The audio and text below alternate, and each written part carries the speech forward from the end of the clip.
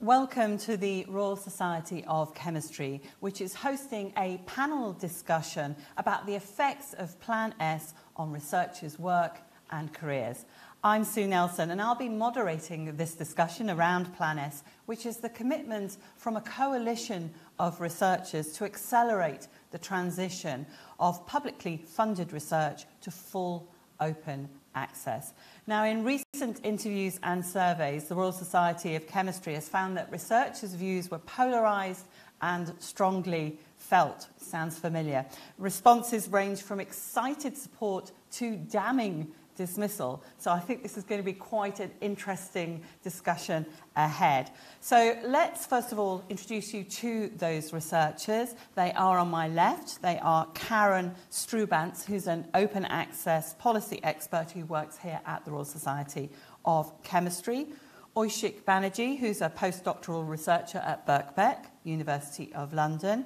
And to my right, at the far end, we have Hazel Cox, a professor of chemistry at the University of Sussex.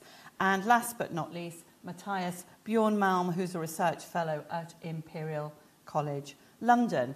And we also have a social media expert here, Hiran from the Royal Society of Chemistry. And he will be taking your comments and ignoring the very rude ones, but filtering most of the ones, positive or not, to the panel here so that your questions will be answered live as you put them through. So let's start actually with Karen. Karen, what is the timeline of Plan S? So just to give a bit of context, so Coalition S is a coalition of organizations, mainly funding bodies, but also others, who have committed to this transition to a full open access. And so they launched a set of principles in September 2018. Soon after, they also published a set of guidelines to make sure that there is a clearer guideline on how those principles should be implemented. Thereafter, they actually opened up a wide consultation on those principles, and they received over 600 responses to that question, to that consultation.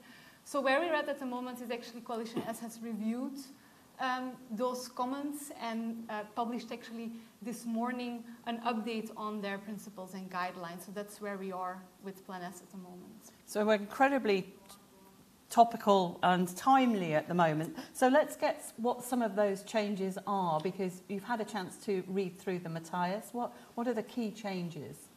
Yes, so this just happened this morning, so we just read through the documents. And I just want to start by saying that I think a lot of us agree in the researcher community that paywalls are an urgent problem, the challenge of researchers to access research, especially for those that are not at well-funded institutions. So this is something we, of course, urgently want to change.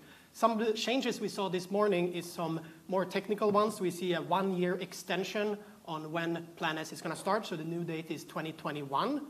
The previous one was in 2020. We see an increased focus on transparency and cost, some softening on the technical requirements on repositories and other things, and some more details around transitional agreements. But more interesting to me is some things that are very focused on researchers, which is that now the guidelines make it very clear that Plan S is not only about so-called article processing charges, open access based around these article processing charges, but it explicitly supports a wide range of other models, including green open access and diamond open access, and a few others as well. And the last major change is that there's now a very firm commitment to change how we evaluate researchers, so that we hire and promote researchers based on the work they do and not based on the journals they publish in. So these are some of the exciting changes we've seen this morning. Oh, you've called them exciting, so do you welcome these changes? Yes, I think that what Coalition S has done is they've listened to a lot of the comments that researchers have done. We heard there's been over 600 people responding to this, which includes organizations, research associations, individual researchers, and a range of other people as well. And many of these, especially that we want to have a firm and clear support on a wide range of open access, and that there's now strong commitment to update research evaluation. These are things that have come through, and we can see that in the guidelines now, which I think is very good. It's quite interesting in terms of what some of that feedback has been.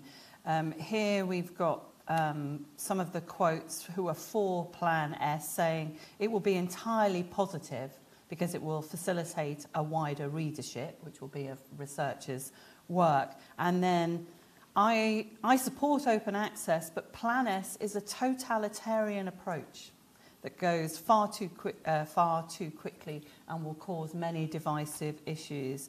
Oishik, as what sort of opinions have you come across as a researcher, sort of both for and against? Because there are quite strong feelings here. Oh yes, definitely. So I've been speaking to some of my colleagues, and also I asked online as well to just get as much opinion as possible on this topic. And from what I hear, the opinions are quite strong. So mainly people are quite concerned, people around my age, the early career researchers, about what this will do to their future careers because the Plan S is being applied very fast and is not actually being applied globally everywhere. And that's where the main concern lies. Well, from what I hear, that everybody thinks that making science open and publishing openly in any journal that anyone can access is a good idea. It is a great idea, but then, like many great ideas, the implementation is what determines the outcome. And Plan S at the moment is very rushed. And science and scientific journals are sort of global in this time and age. And so the changes that are being proposed are going to be focused only in UK, Europe, and countries which support it, not everywhere else in the world. However, science is global and researchers move from one place to another. So, for example, if researcher applies to somewhere in China or America, and the employer looks at their CV, they will look at the publication and they'll see that they have published in a certain journal, which is open access, but at the moment it doesn't have as high an impact factor. And that's the only metric they look at, because they're not expert in the field. They can't read the paper and understand exactly what you mean. So they will actually think that your work is not of a high enough quality. They will think that you haven't been able to publish in one of those high impact journals because your work isn't good enough, whereas the other candidate who has those high-impact journals will get the job. And this also applies in the other way around as well. So those who publish in these open access journals, will we look at their work and say that their work wasn't good enough, that's why they're in that journal, or were they forced to publish there because of Plan S? So these things are not clear enough, and I think it'll have a serious impact on the future careers of these early career researchers, and that is a concern that I find most people have. And when you bring up that to a journalist, to me that sounds like academic snobbery in terms of the journals. It is true, if you look at that, it is true, but that is a reality, unfortunately. And a reality you have to face. Yes. So I'm going to go to the academic, to Hazel. Is this something that you come across with your researchers that they are worried about in terms of progressing in their career? Yeah, absolutely. I think it's a real problem. So although open access obviously is a great idea and you can really maximize the visibility, the main thing is that we have to make sure that we're getting to the right audience, and that means publishing in the right sorts of journals. So it's not even just about the impact factor, it's making sure that you're publishing in the journal that's most appropriate for your field, so that the people that you want to read it are actually seeing it. Like often you get alerts from different journals, so you can see what the latest papers are. So if you're not publishing in those journals, the right audience potentially for the maximum impact are not going to see your research. So that's, I think, one of the main problems that people are concerned about. Can I add just a bit there? So to me, the having journals to reach the right audience was definitely a big concern, especially before the internet era, I would say. And when I was starting my research career quite a few years ago now, my mentor told me that it's good to sign up for table of content alerts from journals. Yeah, exactly. And I did, and it got to a place where I had table of content alerts coming in several times a day, every single day, 365 days a year, right? So I realized that using journals as the way to give me the best research was really hard. And then when I talked to people my own age instead, what they recommended was keyword searches, search on authors, search on themes, where you basically sidestep the whole journal brand and just look at things that are relevant to you. So using search engines to find things sidesteps having the journal be the one that brings you. Here's a 10-page long table of contents, right? Instead, it's like, here are 3 things that are on the very topic you looked at. I think most people don't have lots and lots of table of contents coming to them. You choose a few select journals. So just in my own experience, I know that if there's certain journals, if I publish in, people will email me saying, "Oh, I just seen your paper in that you published in VizRev on this day," and so on. And so people are definitely still using that method. Of course, the Web of Knowledge, Web of Science, there's different ways that you can do keyword searches, but I think there's some journals that for your particular specific discipline, that's where you want to look in. Is there a resistance, perhaps, or a sort of different side of the coin to perhaps some of the older, more established academics who've already got their research in what they consider as a high visibility, high impact journal, and then the younger researchers who are just setting off? Does it end up that way, in that you have people maybe necessarily against Plan S because they've already been there, done that, as opposed to the younger people who are just starting their careers? I'm not sure about that, because when I first read about it, my main concern was actually for early career researchers, because I was thinking, well, what are they going to do if they don't have the funds? What if they haven't got funded yet? They're trying to get those key publications so that they can get funding. But how are they going to do? How are they going to pay for the charges? There's been no information, as far as I know, from universities, how are they going to meet the publication charges? Are we going to create issues for some early career researchers if they feel, okay, they've got a heavy teaching load, they're not doing that much research, we're not going to pay their charges? And there's also the other end of the scale, so we have some emeritus professors, for example, that maybe don't have funding. How are they going to get their research out there and published? So, no, I think both ends of the scale there's a concern. Yeah. So if I may, we did a survey recently, and I think something that came really strongly out of that survey was differences between what early career versus late career researchers saw as the possible impacts of Plan S, and I mean that both in a positive and a negative direction.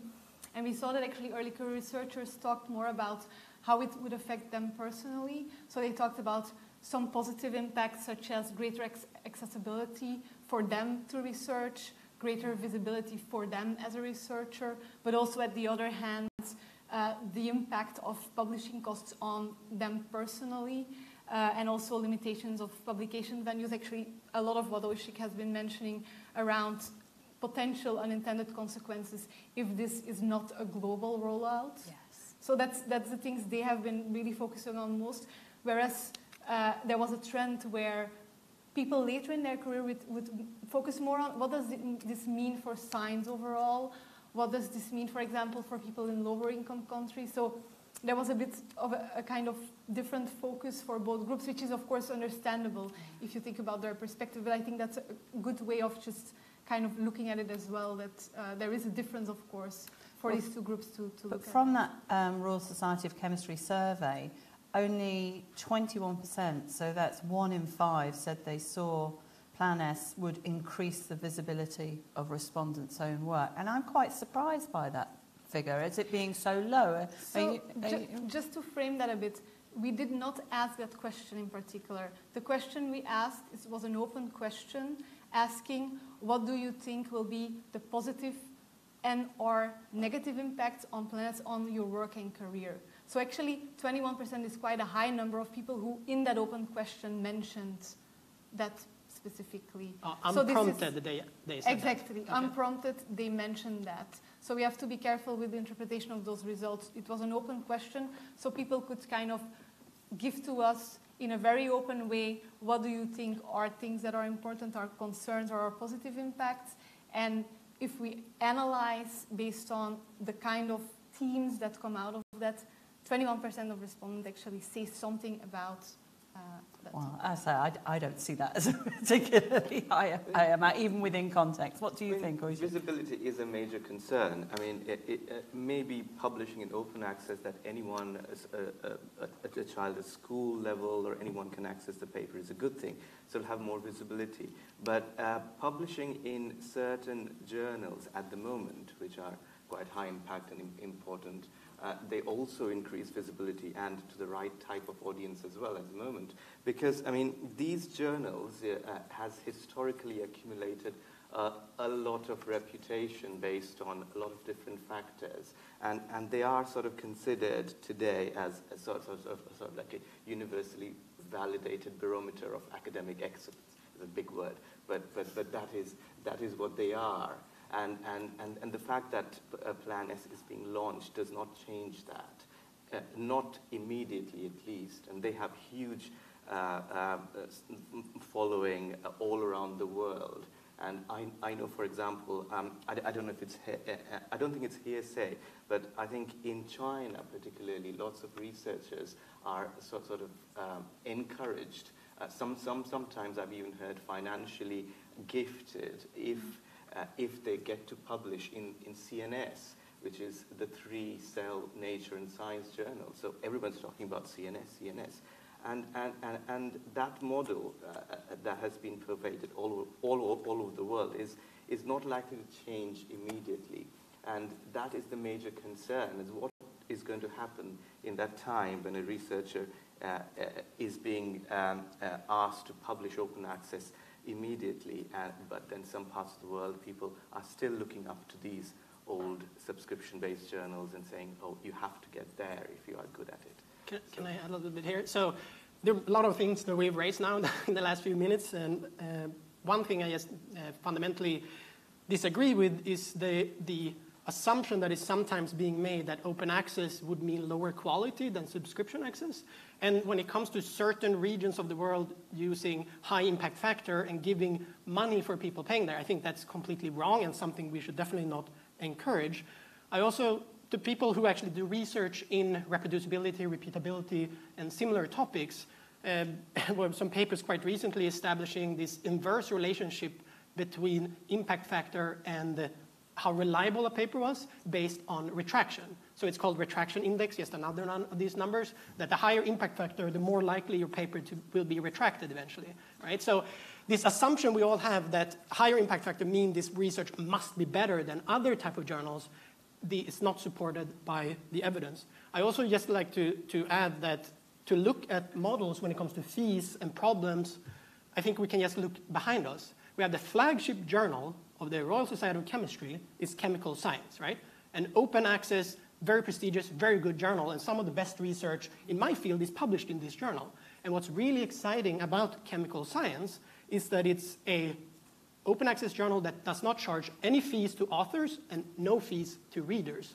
So to me, the future must be in these type of systems. We must build publishing platforms, look at publishing in the future where authors and readers can publish research and access research without any fees.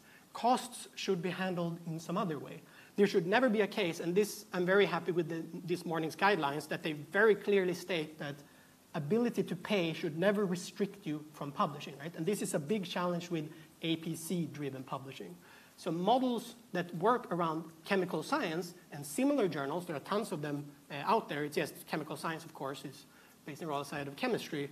I think that's where the exciting future lies, to look at old subscription-based models where it's super expensive and tons of people can't access the research. That must be in the past. The future must be based around platforms and publishers and journals where there are no fees for authors and no fees for readers. Hazel? I think nobody disagrees with you at all, but I mean the point that we're making is that not that it's a bad idea, Plan S. Well, some people would say it was, but most people would agree that Plan S is a good idea in principle. It's just the implementation. Okay, they've already extended it from January 2020 to this morning. They extended it to January 2021, but it's still very rushed. And you're right, there are a few models out there, but most of them aren't. And it's a global issue. And so unless you get everyone on board, how are you going to be able to deal with the situation? Because until everyone is on board, then people are going to be limited where they publish and how they publish. This is the big problem and with that's what the and we issue sort of is. touched on it earlier with the international aspect of it, because you've got different countries who've got different approaches, Yeah. whether they warmly welcome Plan S or perhaps not so much, like the USA, Yeah. or not. And that's one of the major problems with collaborations, because what happens if you're in a consortium and everyone else isn't funded by a Plan S funder? Then what do you do? Because they're going to be wanting to publish in one of these high-impact journals or Science or Nature or maybe a hybrid journal, all of which aren't allowed under the rules of Plan S. And so what do you do? And then it also mentioned about the punitive arrangements. So if you are funded by Plan S, then there will be consequences if you don't publish in one of the Plan S compliant open access journals. And so what you do with those collaborations... almost as restrictive as the original publisher's models, doesn't it? It just sounds like a slightly new coloured straitjacket. So yeah, we need to get away from really having the huge problems today with tons of people not having research. We don't want to take these bad models and create a lot of new barriers, right? There are so many barriers that exist today, which is why it's so urgent to do something. And when I hear some comments we've heard on from online and from the survey as well, is that it feels rushed, but the open access journals has been around for a decade, 2 decades. The conversation has been ongoing for 2 decades. I understand that there's a big change that they want to make because it's been so super slow for such a long time. And of course, we want the implementation to not cause problems and be as smooth as possible. But it's also important to realize that it's been a very slow process going. Mm-hmm. From a policy point of view, Karen, this is obviously problematic, isn't it? How do you deal with this, or think about potential solutions, or to navigate your way through this, which is obviously going to be quite a long, ongoing journey? So I think what we're been focusing on is to really involve that researcher's perspective in the conversation, because I think a lot of the changes that have been made this morning or have been released this morning reflect very well compromises that have been sought by publishers, by the repositories as well, and I think a lot of that has been addressed.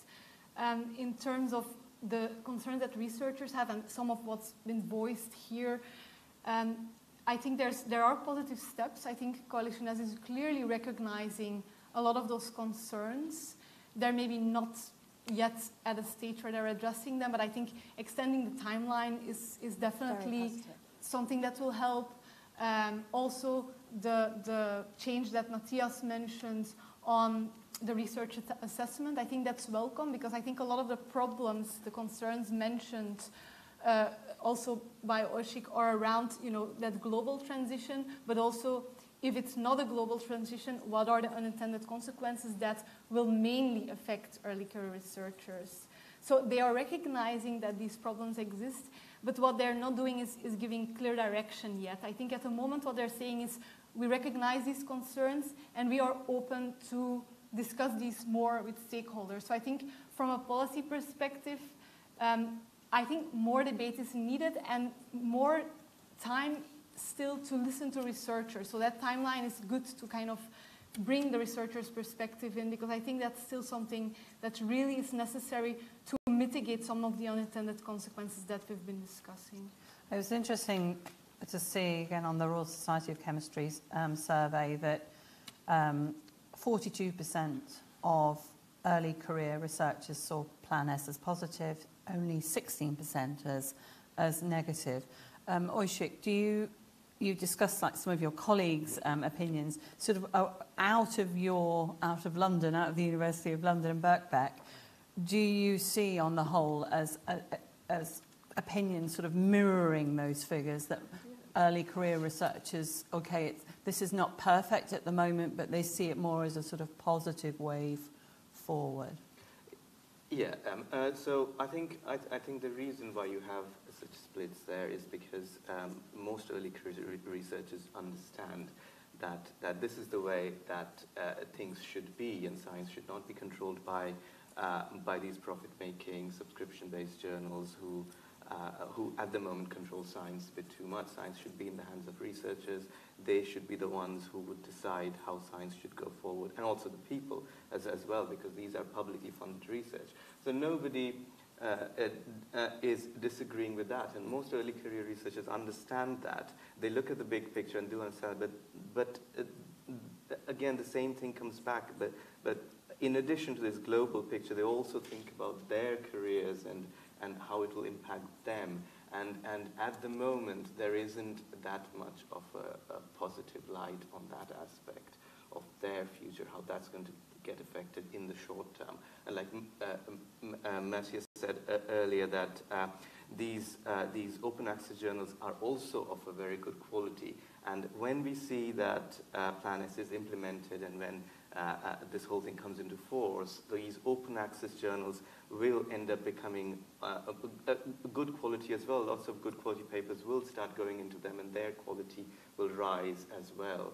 But with time, and that is the main point, that it is going to take a bit of time. And in that time, that critical time, the early career researchers are in a very critical stage, and they need to apply, they need to grow, they need to move on to better jobs, better positions, and that is going to get affected. And a whole generation of these researchers will face the consequences of this, and the consequences do not look very positive at the moment. Could I just on these numbers here? It was very interesting. There are 16% of early career researchers are against Plan S. I think that correlates very nicely with my local community and the early career researchers I engage with. Maybe 1, maybe 2 out of 10 people you ask are against Plan S when it comes to early career researchers. And it's interesting that you have done the survey and have that number from there as well. And what are the reasons? Why are they? What are their key sort of objections? I think a big concern is about being able to, so you read the papers in a lot of subscription journals, and you might want to send your own paper there. And I think it's therefore very important now that Plan S has made it clear that green open access, the ability to self-archive your paper in repositories, which we in the UK, who are bound by the REF, do already, that this has one of the key paths to being Plan S ready. So to me, it really feels like the ball is now in the publisher's court, where they can update all of their subscription journals to allow this green open access. And then we could publish wherever we wanted. So for me, from a research perspective, I urge publishers, all the big ones, Wiley, Springer, Nature, Elsevier, to allow green open access fully in line with Plan S, because then a lot of these concerns would completely disappear. And this would be great for the whole research community. All right, well, let's just go over to Hiran, who's been monitoring some of the questions that have been asked on social media. Yes, thank you. Thank you, Sue. So there's been a lot of talk on social media, especially on our YouTube live stream. Gareth O'Neill says some panelists state that Plan S is rushed and there needs to be full global support. What is an acceptable timeline, and how many countries need to be on board before anything changes? Who would like to address that?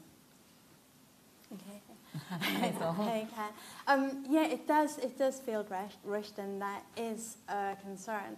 But there are things that they could do in between. So, for example, they've got these transformative arrangements, which are still quite controlled and quite strict, but maybe letting people publish in hybrid journals, or where they do have some form of green access, but they don't have the embargo yet. So just have an interim measure so that people can continue publishing, instead of having to go all immediately to Plan S compliant open access journals, have some kind of intermediate arrangement while they're getting the other journals on board. Because you're right, yes, it'd be great if the publishers do this and the journals do this, but that's going to take time for those wheels to start turning. So why? They could make that change overnight, because there are publishers that Royal Society today, all their subscription journals allow green open access. So if the big publishers wanted to, they could overnight make a change to just say, you as an author have the right to put your manuscript in green open access repository. We're perfectly happy with you maintaining that right.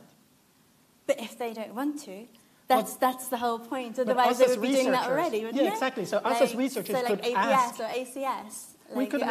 We could ask publishers to please allow us to have the right to do that. Yeah. Don't take that right away from us, right? Yeah. And that's something we as a researcher community, I think, really should poke the publishers to please help us with this because it would really solve a lot of the challenges.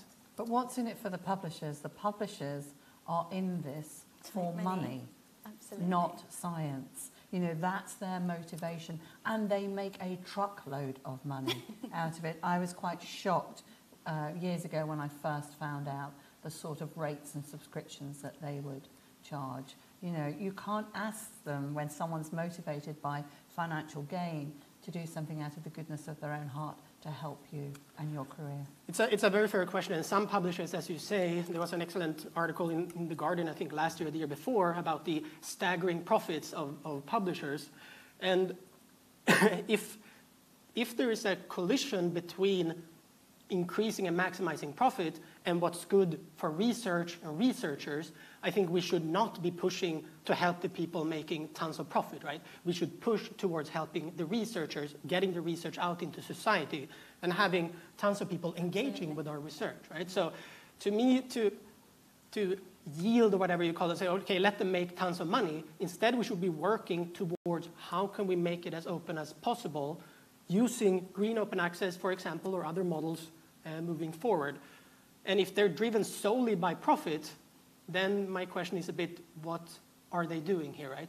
I much prefer societies and others which are driven by making a good contribution. And if they want to accelerate chemistry or be good for research as a whole, then facilitating open access, open science is a key part of that. But is that not going to cause problems as well? Because at the moment, open access is done by companies which are not driven by profit, and all that's quite nice. But once this Plan S gets implemented, and lots of people rush to publish in these open access, they will need to expand. They are not for profit, but they might still need to pay salaries, they might need to expand. And will this not put pressure on the editors to just accept anything and everything that comes to them? And so each journal edition will have 1,000 papers published in them. And what will happen then? They will start to look at models where more is better. You can charge a bit more to researchers to get into my journal, and then profit will come into the play. The market forces will take over again.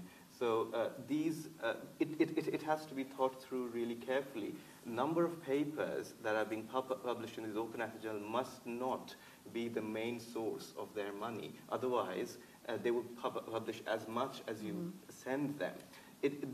Their main funding has to come from sources which are not related to the number of papers they publish. It has to come from either these funding bodies or public funds. It cannot be made that their money comes mainly from number of papers getting in there. You're exactly right. The same thing will happen again. That has happened with these subscription-based journals over time, that the market will take over and money will drive the number of papers going in. Yeah, you're exactly right there. This is a key problem with the article processing charge model, right? Where each paper comes with a big price tag. And therefore, it's in the future, and even now, it's much better, in my opinion, the chemical science model, right? Where the number of if you accept a paper, is disconnected from money. Instead, we should support journals more as a platform, scholarly communication technology, where decisions about publishing should be made not based on if they get money for it, but based on the quality of the work. So that's, as you identified, that's a challenge for article processing charge-based models, and a key reason we should move away from them. Right? It does sound like a bit of a David and Goliath situation here, where Goliath are the publishers from... And the David is the researcher? Yeah, and the researcher point of view, what's happening now, it's also about, I hate to use the phrase taking back control, but that was the one that came into my head, I'm afraid. But it does feel like the researchers are trying to wrest control, at least, from what is effectively a very important conversation, because it could dictate your career for years to come. It's not right to portray publishers as the enemy all the time. I mean, the whole model of subscription-based publications is that if they do not publish good science, then nobody will pay for it. That is the main thing. Some people will pay for it only if there's good science, and when they start publishing good science. They can keep increasing their subscription fees and people will still go to them because there's good science. But that is not working because there are these umbrella organizations which have huge journals under them and you have to pay them a huge amount of fees to access all of them. And they might have small journals in that umbrella that are not actually that good. But you're still paying for them, you're still keeping them alive. Those are not very good journals because you want access to the big ones that is part of their umbrella. So that also needs to be broken. So somehow these publishing models have changed from being driven by pay for quality and we will give you quality to a certain model where it's profit driven, no matter what the quality, we just want to make money from you. And that has to be broken. And Plan S does that, but it is not ideally implemented. It's not correct at the moment. Otherwise, we wouldn't be having this discussion. So what, if you were in charge, how would you, as a researcher, what would you say needs to be or included or discussed in order to take things forward more towards a researcher, early career researcher point of view? I think publications should not be done by companies driven by profit. Even if it's done by some company which is publishing open access and says it's not for profit, again, the same thing will happen, that they will be publishing just because of the fact that more and more papers bring in more and more money and they can pay more salaries, they can hire more people. So even if it's not for profit, it still comes down to money making. So it has to be, publications have to be funded separately by taxpayers or by funding bodies like the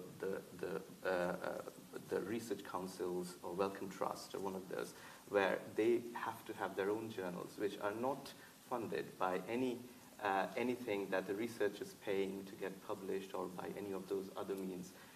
You can also have advertisements, it doesn't matter, but as long as the funding is not based on what researchers pay and what they want, or subscription-based where you have to pay a huge amount of money to access them or hidden behind a paywall, it's fine. It can be funded any other way except that. Now you're both researchers here on either side of me. Obviously, you're here because you're really engaged with the subject and really interested in it. Are you representative of researchers? Do you find that there are actually a huge amount of your colleagues and friends who are just don't really care? There are a lot of my colleagues who haven't really caught up with that idea. So you say, Plan S, what is Plan S? They don't know what Plan S is. And they will probably realize what Plan S is a few months before Plan S is going to be applied, or a few weeks before it. Oh, this is going to be really, really odd. There are those who don't know what it is, and it's important to educate them that if you don't make your voice heard now, then it'll be too late when it's already a week from properly being implemented. I would say that I'm very interested and passionate about this topic, which a lot of my colleagues are as well, but I also have many colleagues who don't really know much about publishing and they don't really care that much about it. And when they read, say, a news article or understand more about how publishing works today, a lot of them, their first question is, really? Is that how it works? We pay around 10 billion globally around the year to put these papers online, but the vast majority is behind a paywall, meaning that only people who are associated with a wealthy institution can access them. And this comes as a shock for my institution, for example. If you log in on a computer in the institution, you see 0 paywalls, right? But if you're traveling to a conference and try to use your own computer, paywalls everywhere, right? You have to log in through VPNs and try to find a way around them. Realizing then for some people who haven't engaged in this conversation that this is the day-to-day life for a lot of people around the world, a lot of researchers as well, really brings the urgency home, I think. Yeah, sorry, Sue.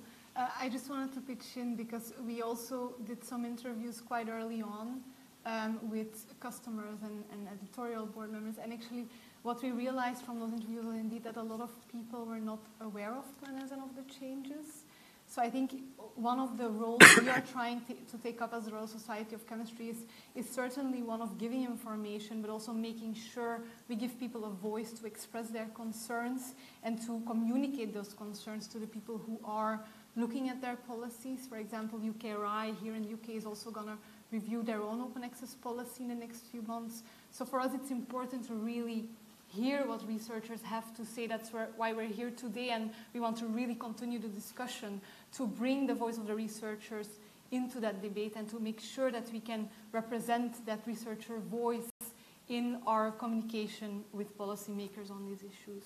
And is this where academics like yourself, I mean, obviously you're heavily involved in it and you've been an editor, so you've for the Royal Society Open Science and for PeerJ, both of which are open access journals. So is there a bit of an onus also on academics in order to inform and alert their students and researchers that I know you're busy with your head down on your subject, but actually you need to step back and think ahead. Think about these things. And I think generally, I mean, my view reflects exactly what you said. A lot of people at the moment, colleagues, we're so worried about the REF, which is coming up imminently. People aren't really thinking that much about Plan S. So I'm so grateful that the Royal Society of Chemistry have actually decided to put on this panel today and actually talk about like what the researchers actually think about it to try and get those opinions back out there. Well, let's go hear from here and then have another opinion or comment or question. Yes, so more social media activity. There's some discussion on our social channels about DORA and Plan S. Maybe our panel could explain what that is and their personal commitments to it. Karen? Yes. So the 10 principles is the kind of first information we received around Plan S.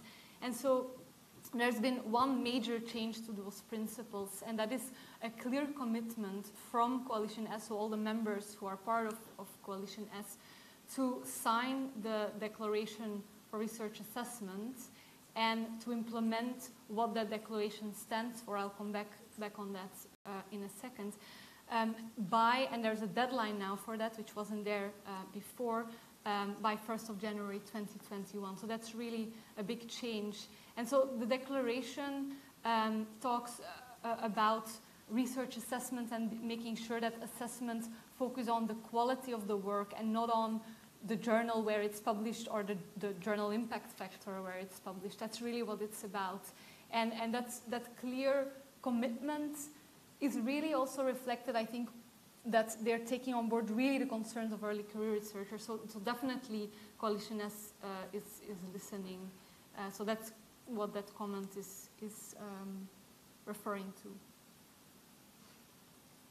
Thank you. Thank you very much indeed. Can I add a little bit thing to we had an earlier question about global collaboration and that this should be more of a global movement. And I think there's been some really exciting developments recently there where Coalition S had worked with key open access initiatives around the world, and just a few weeks ago launched what they call the Sao Paulo Declaration, which is big open access initiatives across multiple continents, aligning and basically saying that we as a global researcher community, we want open access. And these are how we do it in Europe with the different initiators here, and how people do it in Latin America and in other parts of the world. Details may not be exactly the same, and that's perfectly fine. I think that there's strength in diversity here. But aligning to say that we have this common goal in mind on a global scale, I think is really important.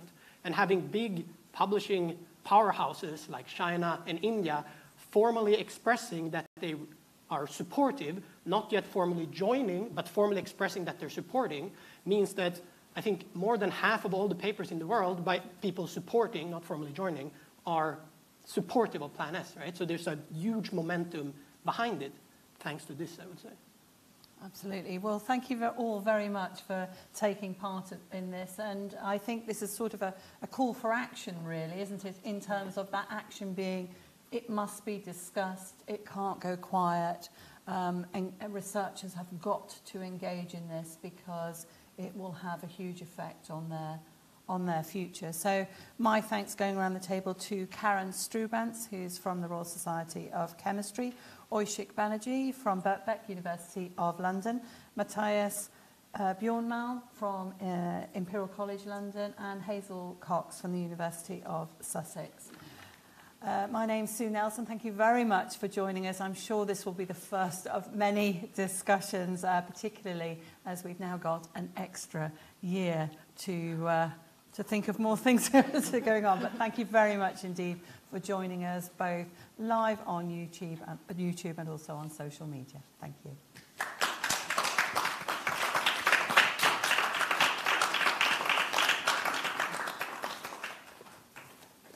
That was really good.